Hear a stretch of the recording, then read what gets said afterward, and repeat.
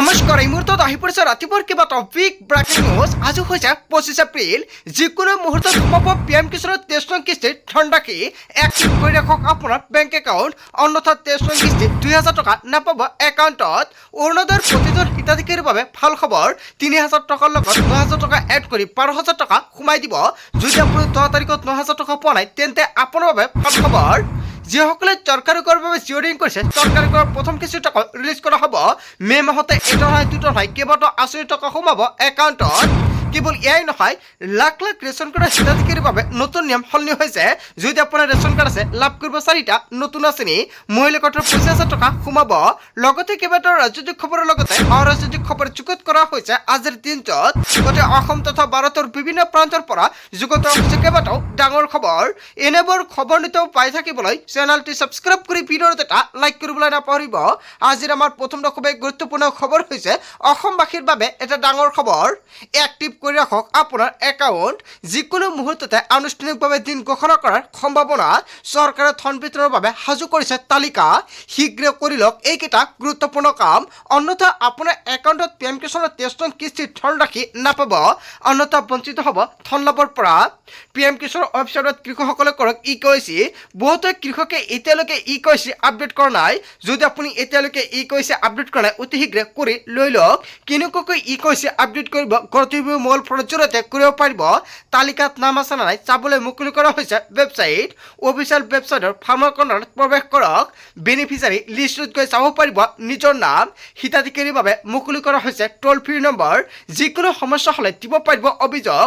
Save কৰি লওক on 5526 অথবা 1800115526 আৰু আন এটা নম্বৰ হৈছে 01123381092।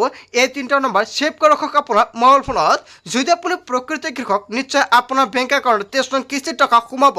পিএম কিষাণৰ তালিকাত আপোনাৰ নাম অন্তৰ্ভুক্ত হৈ আছেনে? যদি আপুনি আগতে পিএম কিষাণৰ টকা পাইছিলে, এতিয়া টকা নাপায়, নিশ্চয় আপুনি কমেণ্ট কৰি জনাই দিয়ক। সম্পূৰ্ণকৈ সহায় কৰা হ'ব কি কৰিব লাগে।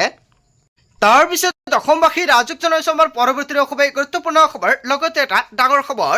ৰেচন কাৰ্ডৰ লাখ লাখ হিতাধিকাৰীৰ বাবে আহি গ'ল ডাঙৰ খবৰ। ৰেচন কাৰ্ডত আপোনাৰ কোনো পৰিয়ালৰ সদস্যৰ নাম অন্তৰ্ভুক্ত হোৱা নাই নেকি? কিদৰে অন্তৰ্ভুক্ত কৰিব নতুন সদস্যৰ নাম? আপোনাৰ পৰিয়ালৰ কোনো সদস্যৰ নাম যদি অন্তৰ্ভুক্ত হোৱা নাই তেন্তে আপোনাৰ বাবে ভাল খবৰ দিছে চৰকাৰে। পৰিয়ালৰ প্ৰতিগৰাকী সদস্যই লাভ কৰিব বিনামূলীয়াকৈ ৰেচন। নাম নথকা সদস্যৰ নাম অন্তৰ্ভুক্ত কৰিব পাৰিব ৰেচন কাৰ্ডত। ৰেচনৰ দোকানীৰ সৈতে ইয়াৰ বাবে প্ৰথমতে যোগাযোগ কৰিব লাগিব। নতুন সদস্যৰ সকলো তথ্য পাতি যোগান ধৰিব লাগিব বিভাগীয় কৰ্তৃপক্ষক।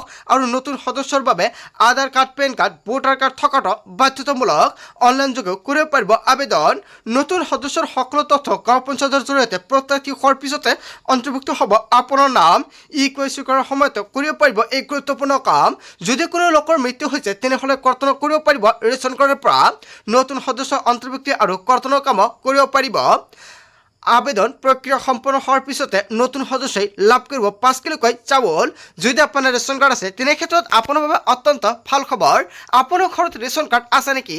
যদি ঘৰৰ পৰিয়ালৰ সদস্যৰ নাম অন্তৰ্ভুক্ত কৰিব পৰা নাই, প্ৰথমতে ৰেচনৰ দোকানীৰ সৈতে যোগাযোগ কৰক। যদি ৰেচনৰ দোকানীৰ সৈতে আপুনি যোগাযোগ কৰাৰ পিছতে কাম নহয় তেনে ক্ষেত্ৰত আপুনি পঞ্চায়তৰ সৈতে যোগাযোগ কৰক। নিশ্চয় সম্পূৰ্ণকৈ সহায় কৰা হ'ব। আজিৰ ভিডিঅ'ত যিমান পাৰে সকলোৱে শ্বেয়াৰ কৰি দিব। তাৰপিছত অসমবাসী ৰাজক জনাইছো আমাৰ পৰৱৰ্তী খুবেই গুৰুত্বপূৰ্ণ খবৰ, লগতে এটা ডাঙৰ খবৰ। আপুনি পালনে অৰুণোদয় আঁচনিৰ ধনৰাশি। যদি আপোনাৰ একাউণ্টত অৰুণোদয় আঁচনিৰ টকা পোৱা নাই তেন্তে আপোনাৰ বাবে এটা ভাল খবৰ। অৰুণোদয়ৰ ধন নোপোৱা মহিলাসকলৰ বাবে ডাঙৰ খবৰ আহি পৰিছে। এতিয়াও যদি ধন পোৱা নাই ফোন কৰক। লাভ কৰিব 1250 টকা। প্ৰতিজন অৰুণোদয়ৰ হিতাধিকাৰী একাউণ্টত পুনৰ 1250 টকা প্ৰদান কৰা হ'ব। ধন নোপোৱা মহিলাসকলৰ বাবে চৰকাৰে মুকলি কৰিছে হেল্প ডেস্ক আৰু ফোন নম্বৰ। অৰুণোদয়ৰ তালিকাত নাম থাকিলে আপোনাৰ একাউণ্টত 1250 টকা আপুনি পাইছেনে? যদি আপুনি পোৱা নাই তেনে ক্ষেত্ৰত কৰিব লাগিব 3টা গুৰুত্বপূৰ্ণ কাম। এই 3টা কাম কৰাৰ পিছতে আপোনাৰ বেংক একাউণ্টত 3000 টকা সোমাব। অৰুণোদয় আঁচনিৰ 1250 টকাৰ পৰিৱৰ্তে 3000 টকালৈ বৃদ্ধি কৰিছে। যদি আপোনাৰ গাঁও বা অঞ্চলত অৰুণোদয় আঁচনিৰ তালিকাত নাম অন্তৰ্ভুক্ত হৈছে তেনে ক্ষেত্ৰত 1250 টকা নহয় 3000 টকা সোমাব।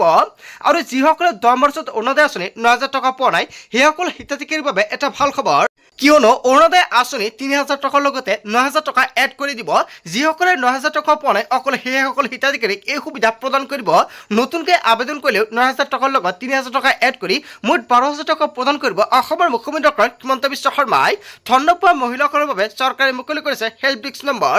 ফোন কৰি দিয়ক আপুনি অভিযোগ। ফোন নম্বৰটো হৈছে 1800202626। পুৱা ৯ বজাৰ পৰা সন্ধিয়া ৬ বজালৈকে ফোন কৰি দিব পাৰিব অভিযোগ। এই নম্বৰতে ৰাজ্যৰ বিত্ত বিভাগে মুকলি কৰিছে হেল্পলাইন নম্বৰ। কেতিয়া অৰুণোদয় আঁচনিৰ টকা সোমাব আপোনাৰ বেংক একাউণ্টত? 10 মেত লাখ লাখ হিতাধিকাৰীৰ একাউণ্টত অৰুণোদয় আঁচনিৰ টকা ৰিলিজ কৰিব চৰকাৰে। তাৰ পিছত অসমবাসী ৰাজুক জনাইছে আমাৰ পৰৱৰ্তী খুবেই গুৰুত্বপূৰ্ণ খবৰ। লগতে এটা ডাঙৰ খবৰ, চৰকাৰী ঘৰ নোপোৱা সকলৰ বাবে আহি গৈছে ভাল খবৰ। ৰাজ্যত নতুনকৈ আৰু 30 লাখ পৰিয়ালে লাভ কৰিব PMAY অধীনত চৰকাৰী ঘৰ। নতুনকৈ আৰু 30 লাখ মানুহে কৈছে জিঅ' টেকিং। আপুনি চৰকাৰী ঘৰৰ বাবে জিঅ' টেকিং কৰিছে নেকি? তেনে ক্ষেত্ৰত আপোনাৰ একাউণ্টত চৰকাৰী ঘৰৰ প্ৰথম কিস্তিৰ টকা ৰিলিজ কৰা হ'ব। প্ৰস্তুত কৰিব নতুন হিতাধিকাৰীৰ তালিকা। কোনো দৰিদ্ৰ পৰিয়াল বাদ নপৰে চৰকাৰী ঘৰ লাভৰ পৰা। জিঅ' টেকিং কৰি থোৱা প্ৰায় 3,85,000 লোকে পাব চৰকাৰী ঘৰ। ইয়াৰ পাছতে সম্পূৰ্ণ হ'ব প্ৰায় 30 লাখ মানুহৰ জিঅ' টেকিং। কিস্তি হিচাপত ধন দিয়া হ'ব ঘৰ নিৰ্মাণ কৰিবলৈ। প্ৰথম কিস্তিত ধন পোৱাৰ লগে লগে ঘৰৰ ফাউণ্ডেশ্যন লেভেললৈকে বনাব লাগিব। ঘৰ বনোৱা আৰম্ভ নকৰিলে দ্বিতীয় কিস্তিৰ ধন দিয়া নহ'ব। গতিকে PMAYৰ ধন পোৱাৰ লগে লগে ঘৰ বনাওক, অন্যথা নাপাব আপুনি চৰকাৰী ঘৰৰ সুবিধাৰ লগতে আৰু বেলেগ কোনো চৰকাৰী আঁচনিৰ সুবিধা। অসমত কোনেও কেঁচা ঘৰত থাকিব নালাগে। নিৰ্বাচনী প্ৰচাৰৰ মাজতে অসমৰ মুখ্যমন্ত্ৰী ডক্টৰ হিমন্ত বিশ্ব শৰ্মাই প্ৰতিশ্ৰুতি প্ৰদান কৰিছে। যিসকলে জিঅ' টেকিং কৰিছে নিৰ্বাচন শেষ হ'ল, ৰিজাল্টৰ ফলাফলৰ পিছতে সকলোৱে লাভ কৰিব চৰকাৰী ঘৰ। যিসকলে চৰকাৰী ঘৰৰ বাবে আবেদন কৰিব পৰা নাই, কেনেকৈ নতুনকৈ আবেদন কৰিব ভিডিঅ' লাগিলে কমেণ্ট কৰক, নেক্সট ভিডিঅ'ত জনাই দিম। তাৰ পিছত অসমবাসী ৰাজুক জনাইছে আমাৰ পৰৱৰ্তী খুবেই গুৰুত্বপূৰ্ণ খবৰ। লগতে এটা ডাঙৰ খবৰ, অসমত লোকপিয়লৰ দিন ঘোষণা কৰা হৈছে। লোকপিয়লৰ মাজতে কি কি নথি পত্ৰ সাজু কৰিব লাগিব আপুনি নাজানিলে পিছত কিন্তু ভয়ংকৰ বিপদত পৰিব পাৰে। 2 আগষ্টৰ পৰা আৰম্ভ হ'ব বিশাল অভিযান আৰু ঘৰে ঘৰে যাব লোকপিয়লৰ বিষয়া। ৰাজ্যত 35,000 কৰ্মীৰে চলিব লোকপিয়ল আৰু 2 আগষ্টৰ পৰা 15 ছেপ্টেম্বৰলৈকে অসমত লোকপিয়ল হ'ব। কেৱল ইয়াৰ নহয়, 17 আগষ্টৰ পৰা ঘৰে ঘৰে যাব লোকপিয়লৰ বিষয়া। জুনৰ পৰা হ'ব বিষয়ৰ প্ৰশিক্ষণ। লোকপিয়লৰ বাবে কি কি নথি পত্ৰৰ প্ৰয়োজন হ'ব? যদি আপোনাৰ গাঁও বা অঞ্চলত লোকপিয়ল আগতে হৈছিল, তেনে ক্ষেত্ৰত নিশ্চয় আপোনালোকে জানে কি কি নথি পত্ৰৰ প্ৰয়োজন হ'ব। আৰু যিসকলে নাজানে কি কি নথি পত্ৰৰ প্ৰয়োজন হ'ব লোকপিয়লৰ বাবে, নিশ্চয় আপুনি এতিয়াও কমেণ্ট কৰি জনাই দিয়ক, নেক্সট ভিডিঅ'ত সম্পূৰ্ণকৈ জনাই দিম। তাৰ পিছত অসমবাসী ৰাজুক জনাইছে আমাৰ পৰৱৰ্তী খুবেই গুৰুত্বপূৰ্ণ খবৰ। লগতে এটা ডাঙৰ খবৰ, 4 মেৰ পাছত দৌৰাই দৌৰাই পিতা হ'ব TMCৰ গুণ্ডাক। অসমৰ মুখ্যমন্ত্ৰী ডক্টৰ হিমন্ত বিশ্ব শৰ্মাই কেইবাটাও বৃহৎ মন্তব্য কৰিছে। TMCৰ গুণ্ডাক প্ৰচণ্ড ধমক দি সকিয়নি হিমন্ত বিশ্ব শৰ্মাৰ। বিজেপি প্ৰাৰ্থীক প্ৰহাৰ কৰা TMCৰ গুণ্ডা হাৰি যাব নোৱাৰে।